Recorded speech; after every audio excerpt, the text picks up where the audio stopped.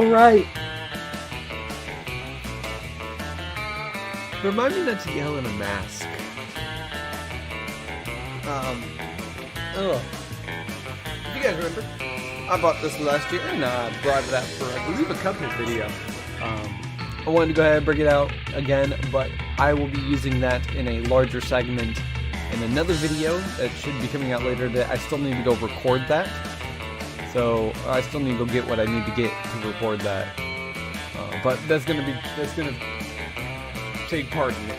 But welcome back to Monster Prom, guys. As you can see, all of our characters have turned into pumpkins. You can definitely see Polly, probably Scott, not Miranda, Vera, Miranda, Damien, a couple of the characters, a couple of the player characters, like that's the green zombie guy. What is that? But we're gonna go in. There's apparently a Halloween thing, and I'm gonna skip this kind of stuff. I'm just gonna read after you decide where you want to go for the segment, or library, classroom, bathroom, wherever.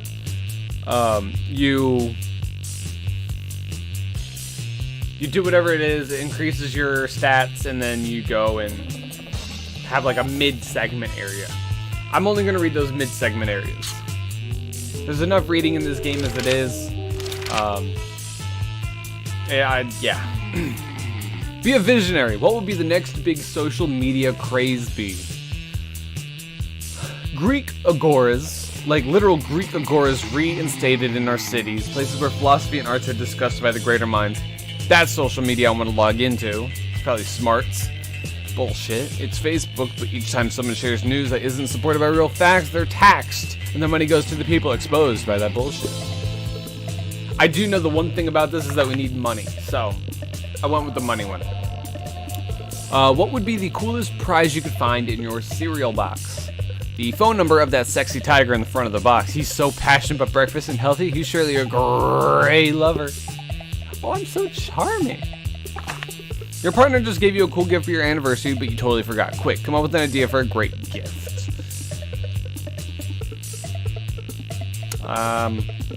Anything capable of leading them to an overdose of some sort. Because, you know, Polly is white for arts. Oh, it's the shop. That's new. Is this the new event? See you later.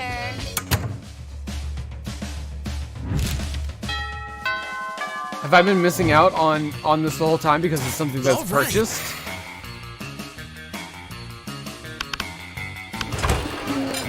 Let's see what Liam is dressed as. Liam and Polly aren't alone at their table. They're flanked by two beefy hobgoblins in school security uniforms. What do these two have? What, do these two have bodyguards now? Oh, that looks cool. They aren't bodyguards, they're food guards. Principal Giant Spider found out we weren't eating during lunch, so he assigned guards to us because he thinks we have an eating disorder. And we do have an eating disorder. It's called being dead. Except it's not an eating disorder, it's an identity and a lifestyle. Death style. Whatever. The point is, they won't let us leave until we've eaten our food. Which will be never. I have a meeting of the Smug Superiority Club to conduct next period. I can't be late. If you could just figure out a way to get around these food guards, I'd be super grateful, like in a sexy way. Well, you can't say no to that. Time to enact your fiendishly clever plan. Dump all of Polly's food on Liam's plate. With all the deftness and raw sexuality of Indiana Jones, you empty Polly's food on Liam's plate and his lap. Ah, stop that! It's too much food. I can't even offer the arrangement for a decent food pick. Meanwhile, I seem to have eaten 100% of the food on my plate, no problem. Nothing to see here. Luckily for you and to Polly, the hobgoblins are complete idiots with no object permanence. They instantly believe Polly's lie. You traitors! I thought we were in this together. You thought? That was your first mistake. I stay high all the time, so I never think. You and Polly ditch the cafeteria and then ditch school, and then do so many drugs you end up in a ditch. Responsible. Okay, so maybe week 3 evening, we're gonna end up using this arcane spellbook for something. We do need to use smarts, so.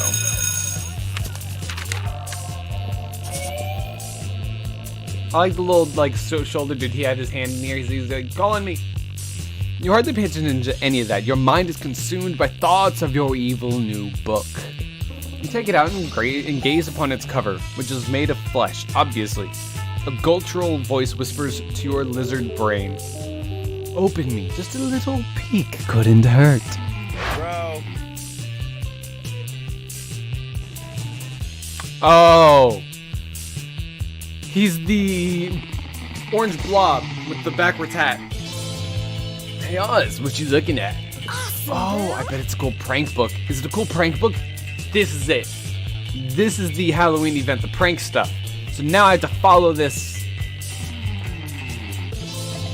however I can. Of course it is. It says so right on the cover. It does not say prank book anywhere on this book.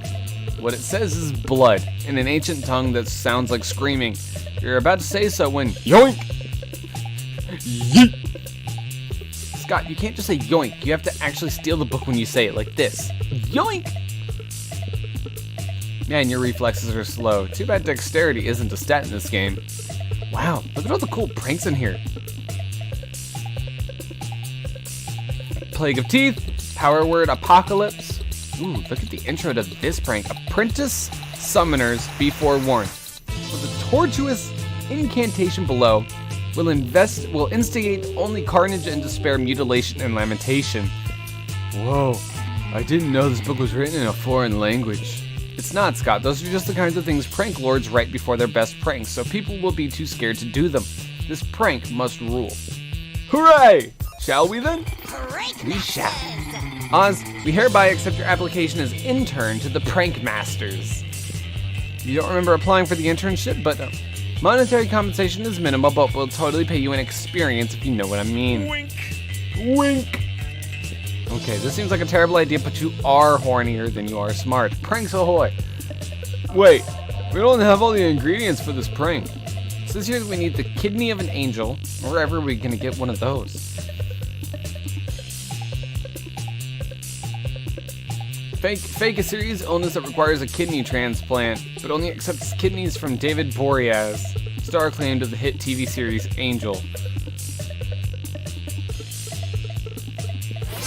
With the help of the shady leprechaun doctor, you fake a doctor's note for kidneyitis. Kidneyitis is a terminal disease that can only be cured with as many kidneys as possible. When the doctors at the hospital ask, you tell them your blood type is David Boreanaz. You're very convincing. The doctors have no choice but to believe you. Also, it turns out that David, in addition to being a good actor, a great dancer, and a total snack with 2 C's, is a really nice guy. He gives you both his kidneys and dies of blood toxicity. You almost feel bad about sacrificing his kidneys for an eldritch prank. Don't feel bad. This is for science. It is? Nope. Say the incantation.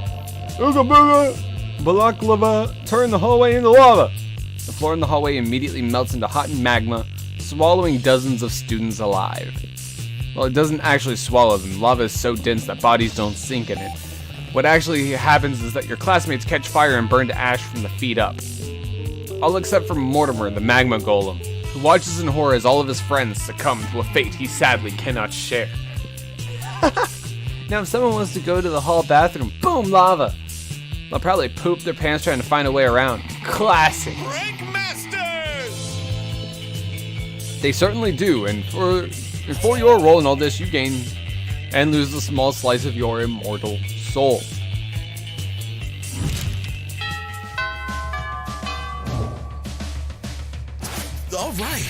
Alright, so what do we have to do now? Week 4 morning. Smarts or charm?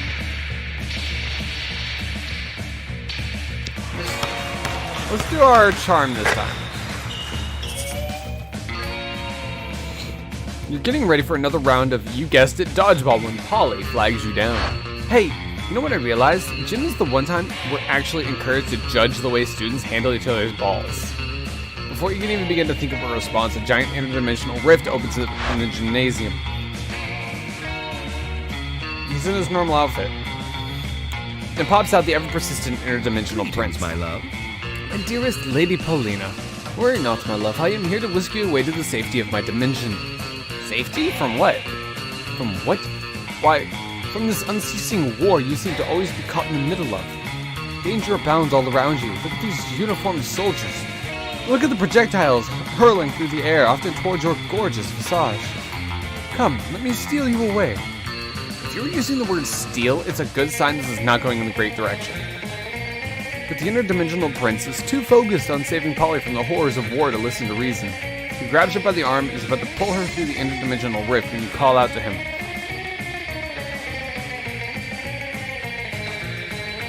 If you're taking her, you must follow the rules of engagement and first speak to our highest ranking officer. Coach! A true hero wouldn't flee to safety. He would stay and fight this war for his love's honor. Ah, you make a very excellent point, my friend. Fear not, Paulina. We'll fight for your honor, defeat your enemies, and then abduct you back to my dimension. Oh, perfect. Sounds great. Alright, to Paulina's army. It's time to defeat her attackers. Oh, Paulina! The prince rushes the opposing team with gusto, ready to destroy the dastardly beings determined to hurt his uninterested bride. Unfortunately for him, Polly uses her psychic powers. What? You didn't know ghosts had psychic powers? And gave her team new instructions. Or, wait, she just texted them. Both dodgeball teams immediately pelt him with all the balls they have, which is a lot of balls. And the interdimensional prince is accosted from every side. No, Paulina, why? The betrayal, it hurts. And so do these balls. The final ball to the head, ironically thrown by his beloved Polly herself, the interdimensional prince is knocked unconscious. A rift in space and time opens up, and a pair of concerned-looking servants carry the prince back through the rift, which then closes behind them. Sweet, this is the most fun I've ever had playing dodgeball. We should knock people unconscious in PE every day, Oz. Man, if that doesn't sound romantic, what does? You gain +2 fun, -1 charm, and -1 interdimensional prince. I like that, that's fun. So... All right.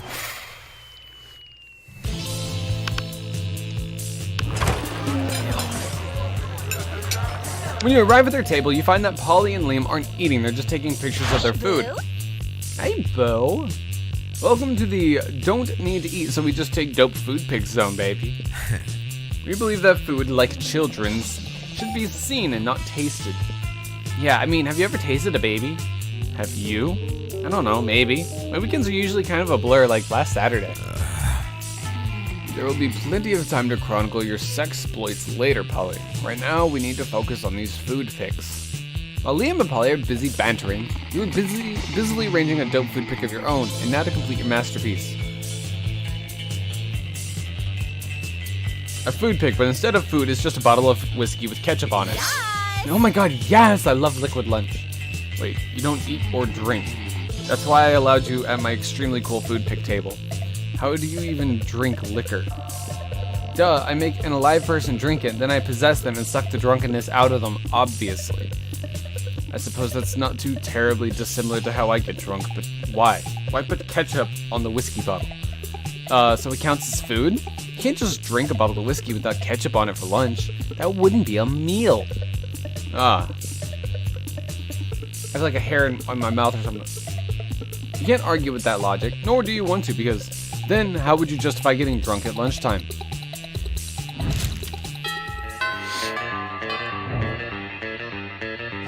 All right. Let's raise our smarts. See, it's so cool. Oh, and there's the orange blob.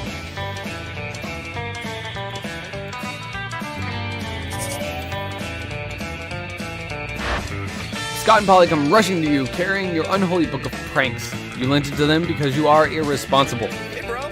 He's in his regular outfit now. Bro, thanks for lending us this book of harmless pranks. Check out what we made. Scott shows you a small, palm-mounted joy buzzer. It pulses with dark energy and appears to be made out of meat.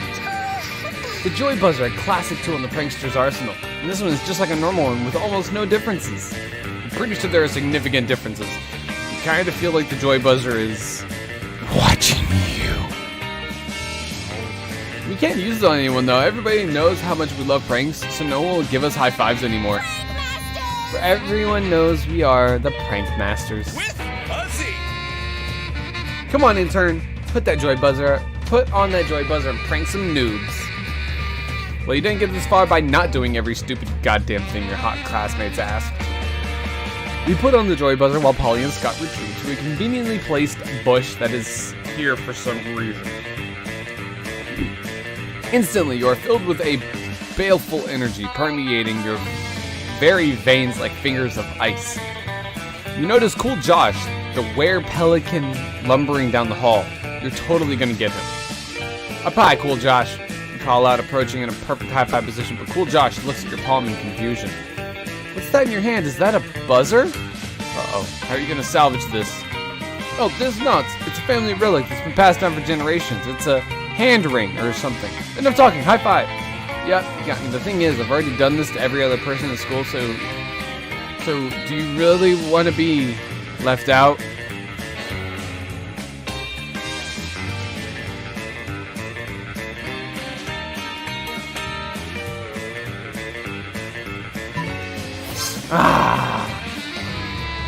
Everyone, says Cool Josh, uncertainly.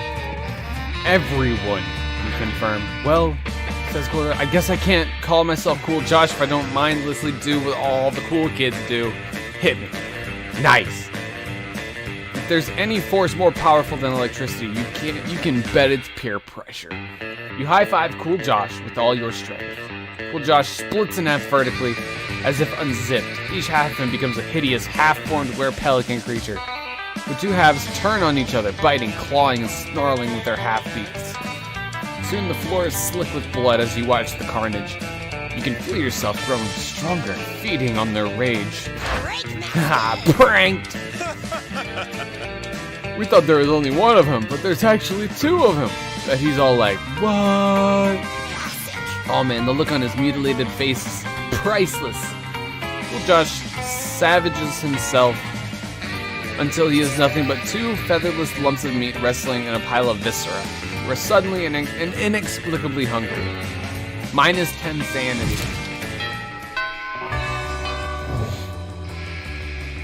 All right. So now, creativity.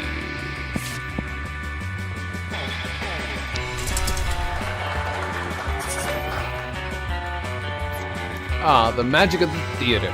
Nothing beats the... Oh.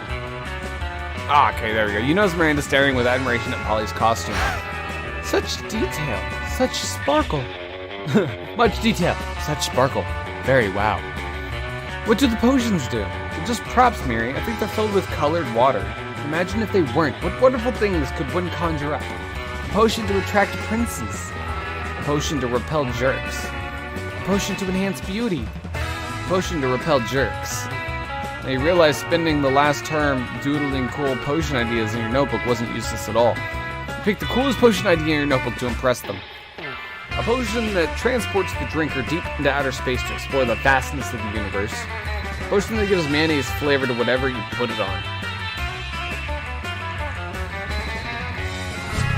Space? Exploring the vastness of the universe? Darling, I can barely handle the vastness of my everyday life. She does have a point. It is often difficult to feel entirely at ease here with so much going on. For everyone else, I assume I, of course, only need to ask my serfs to complete menial tasks for me. You know, it turns out you can deprive serfs of many things. Money, family, happiness, most of their skin, but not air. Believe me, I know from experience. Space is clearly not a nice thing if it can't support regular servitude and slavery. Yeah, space sucks. Boo! You know what else sucks? You. I suck. Polly and Scott are together. Find Polly and Scott huddled at your chosen table. If these two are together, it can only mean one thing. Andy's in his costume. I hereby call this meeting of the Prank Masters to order. Prank Master Howard, present and accounted for. Chairman Geist, all dressed up and ready to prank. Hey.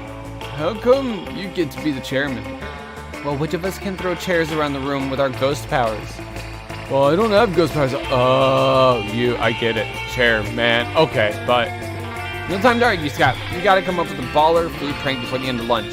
Oh yeah, okay. What if we ate all our food like a good boy? Is that a prank? No, Scott, for the last time, that's not a prank, and I don't eat. But I'm having trouble coming up with another idea. Anybody else? You've been waiting for all your life for an opportunity like this. You propose the ultimate food prank.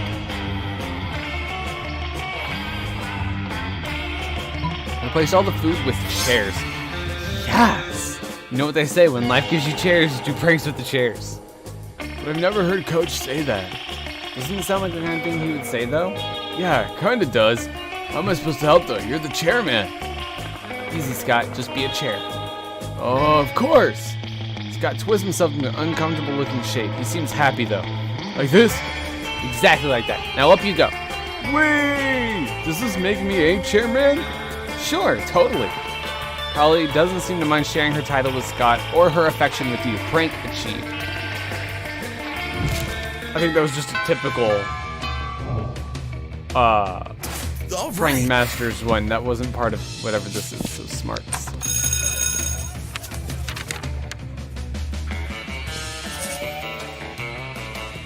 You're hard at work reorganizing your collection of magic stickers when you're interrupted by Polly. Hi. Can you help me with my homework? I have to write an essay on the perks of being a ghost. But I'm a ghost, you know, so I've never stopped to wonder what the best part is. Now I have to imagine my life, and it's kind of launching me into an existential crisis. What is the true nature of the self? Is the mind separate from the body? What does it mean to be alive? Which is weird to worry about because, like, I'm not alive. I don't like thinking this hard. Thinking hard is how I died. Don't ask me to explain that. What should I say in my paper? Binge drink all night without ever having to pee. Go skydiving, but your parachute is a live shark and you're jumping into a volcano and giving no fucks.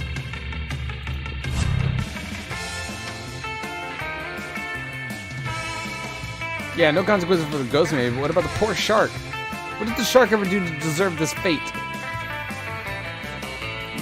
How would you like it if I brought you into a private airplane? Actually, you would like that. Grabbed onto your body, it's getting better, and sent you free falling into hot lava. You should have anticipated the twist ending, probably. So rude, you know? Some of my best friends are ghost sharks, and boy, do they have stories about people like you. Yes, you forgot to take into account the shark's feelings. Classic mistake.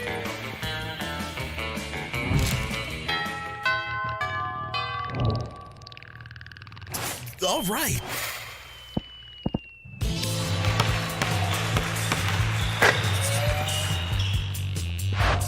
Oh my god, did you hear? They finally invented a tattoo gun that works on ghosts. I'm totally gonna go get one as soon as school lets out. Oh shit, we should definitely get matching tattoos. You wanna? Of course you do. What are you, responsible? The important question is, what kind of tattoo do you want to get? The entire text of the Necronomicon. You be the first half, I'll be the second half. Knuckle tats.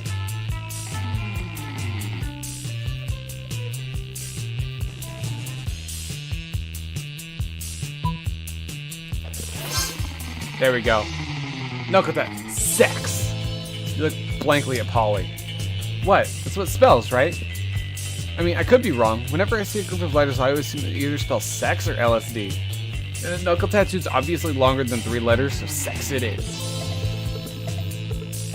So you start to explain that sex is the same length as LSD, but Polly presses a finger to your lips. Shh, my little dumplet. If you play your cards right, I'll show you just how long sex can really be. She does show you. It turns out it can be as long as you want, but if you keep adding X to the end.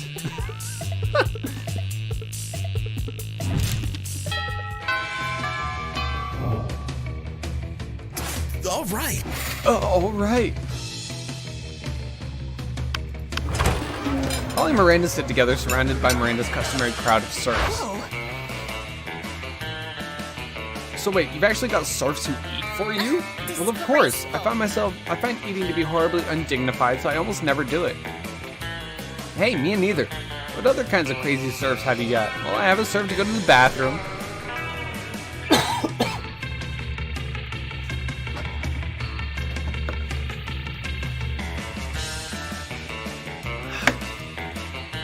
A serf to experience difficult emotions, and a serf for keeping my silverware in alphabetical order. I even have a surfing serf for standing on top of whenever I go surfing. That's a lot of serfs. That's a fair amount. The only limit is my imagination. Unfortunately, my imagination surf imagined a way to escape from serfdom, so now I'm all out of ideas. Well, I'm sure with the help of Oz, we could probably think of a dope new kind of surf. Ooh, is that so? I can't wait. Well, you're on the spot now. What will it be? Randy, you should get a puppy surf. It's not actually a surf. It's just like 50 cute dogs. You should get a party surf, Polly. A surf to experience your hangovers for you. A surf that's actually just a room full of cute puppies? Why did my imagination surf come up with such a marvelous idea? I swear, if he hadn't escaped, I'd have him hanged by my execution surf immediately. As a matter of fact, would you like to be my new imagination surf? The pay is non-existent, but you make up for it in constant fear of death. I politely decline Miranda's offer, but agree to go to the animal shelter to pick out a puppy surf instead. Huzzah!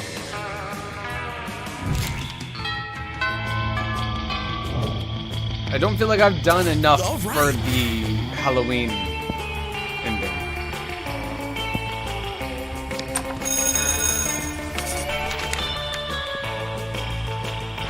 Scott and Polly come running up to you, Eldritch book in hand. Is it just your imagination, or do they always seem to be followed by a swarm of locusts these days? Oz, hey, we've got to the end of your prank book, and we found instructions for the ultimate prank. Bro, this is like double time incline bench press a prank. High energy, exciting, and great for your pecs.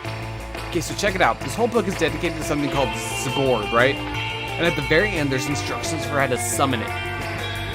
So we figured, if Zgord's the one who came up with all these great pranks, how cool would it be to meet it? You point out in a voice that doesn't sound quite like your own that summoning a dread celestial being doesn't technically sound like a prank. Well, duh, it's better than a prank. It's a master prank. With a Z! With a Z! Zgord's a clearly dedicated prank master, just like us. We can ask it to teach us all its coolest, newest pranks. And we can teach us some cool new pranks too, like wedgies. Can you believe this book doesn't have wedgies in it?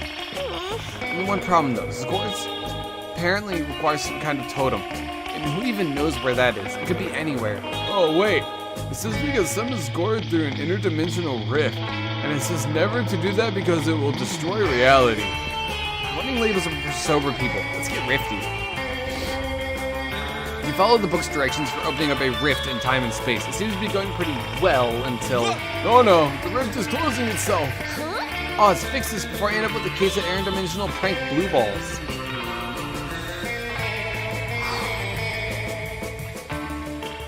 Comes down to a decision. Seems like it's a connectivity problem. We need to upgrade to a top-notch dimensional network with a way stronger arcane signal. You're not an expert at dimensional antics. Sometimes it's better to stay humble and convince a certain interdimensional freak you know to open the rift for you.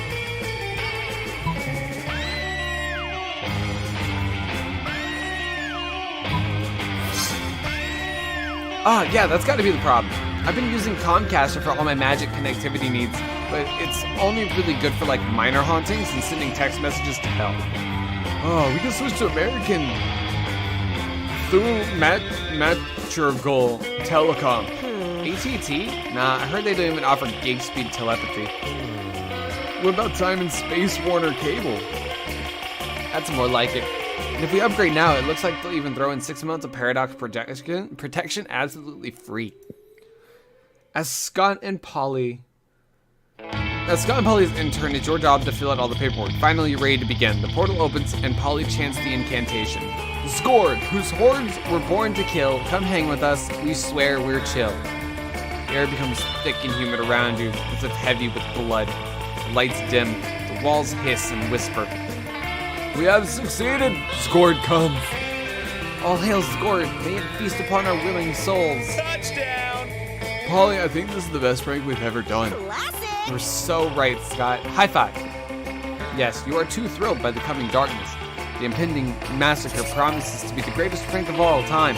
Your mouth waters.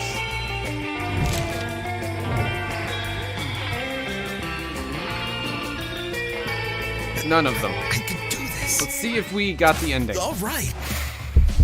You ask no one to prom, maybe because you don't need anyone to enjoy such a night.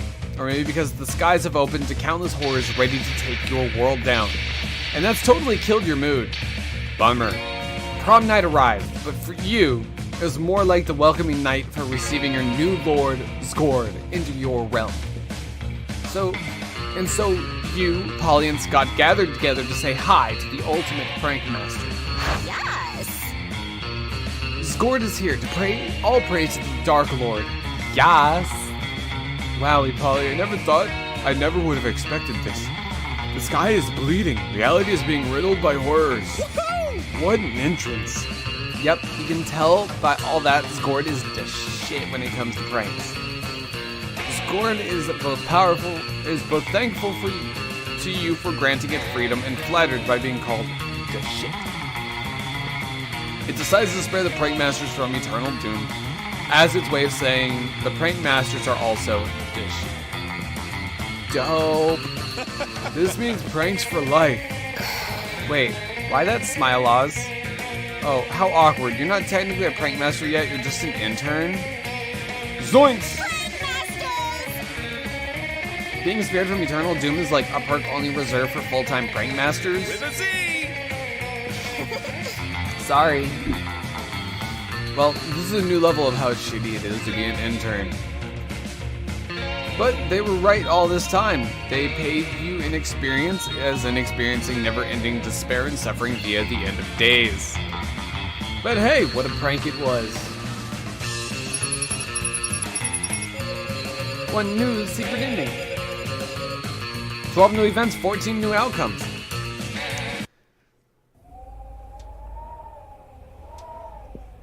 Everyone has red X's over them. Oh, even our little dude has an X.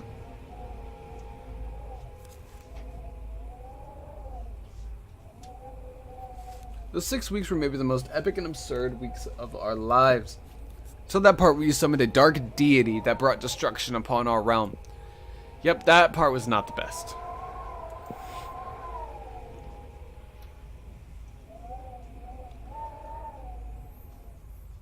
Sorry, I'm looking at all the outfits real quick so that, like, next time we could see who's dressed as who. Okay. But life continued as it always does, and many things occurred to your classmates. Damien died horribly because of Zgord. Miranda also died in a horrible way because of Zgord.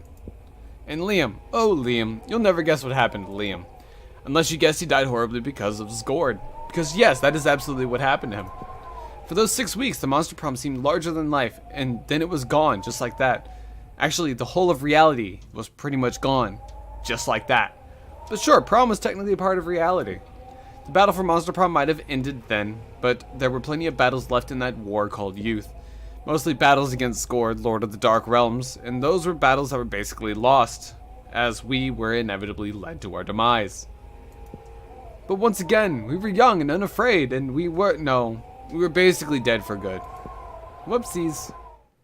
Yo, I'm Scott Howell. And I'm super high. And we're the best, I'ma tell you why. We're better than pizza. And ecstasy. We're the prank masters. With a Z. What makes us great? I'll tell you what. No other prank duo has such good butts. Yeah, we like our butts, and we can't deny. We've pranked every monster at Spooky High. We've pranked the students. We pranked the teachers. We've pranked vampires and mythical creatures. One time we did a prank on an ocelot. That prank was awesome, bro. Thanks a lot. So let me give you some free advice. We've pranked you once, we're gonna prank you twice. Cause we've been spending all our lives living in a prankster's paradise. Prank masters, doing pranks and causing disasters. Prank masters, sacrificing to our dark master. We're taking dank pranks all the way to the prank bank, but we needed something new to fill up our prank tank. So we found this book, and it really charmed us. The cover's made of skin, so you know it's harmless. We opened it up, and the words started bleeding.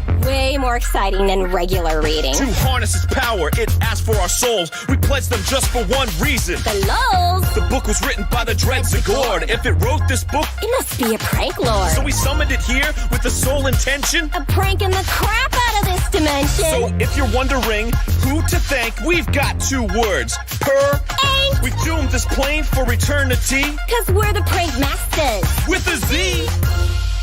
Oh. Where are all our friends? Oh my god. Is Zgord really having cars? I've unlocked 23 new images in the gallery. That was an ending though. Wow. Prank masters. Polaroids. Oh, that's scored. And then all of the scored battle stuff.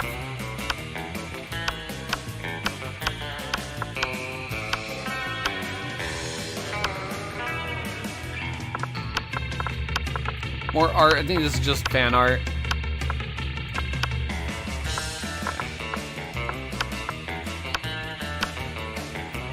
Blah blah blah blah blah blah blah blah blah blah blah blah blah blah blah blah blah blah blah.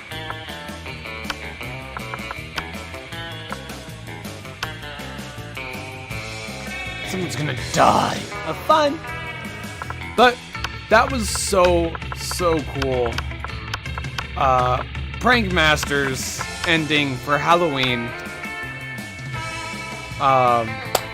Yeah. I hope you guys enjoyed it. And I hope you guys enjoyed that little rap at the end from Polly and Scott.